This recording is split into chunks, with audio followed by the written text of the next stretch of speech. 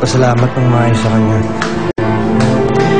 Pagkatapos niya akong kasuhin, nalagaan at mahalin. Gusto kong magalit sa'yo na.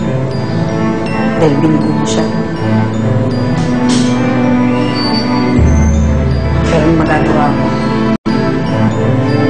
yung mga araw na kasama mo si Joanne, ang mga pinakamasasayang araw sa buhay niya. Hindi ko man lang nasuklian yung pag-ibig niya. Makita ka lang niyang maligaya sa piling niya. Kahit sa sandali yun. Parang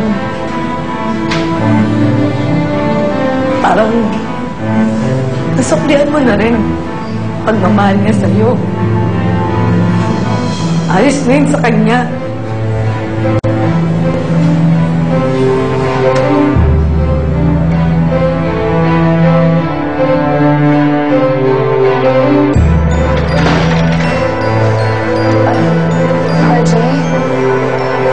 RJ, pwede ba tayo mag-usap?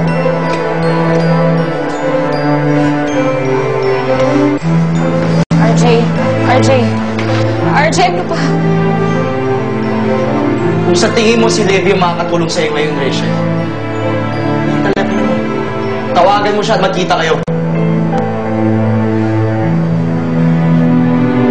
Malaya ka na gawin ang gusto mo.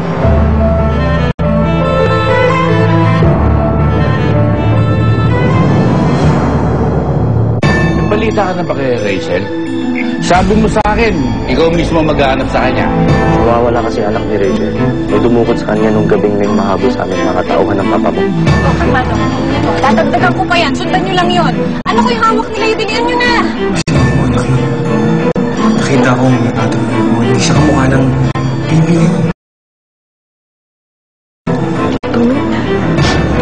Iiwan ko sa'yo itong sulat na to. Pagka nabasa din Jonathan to, madalaman niyo ang desisyon ko ang paghihiwalay namin. Inutil ka!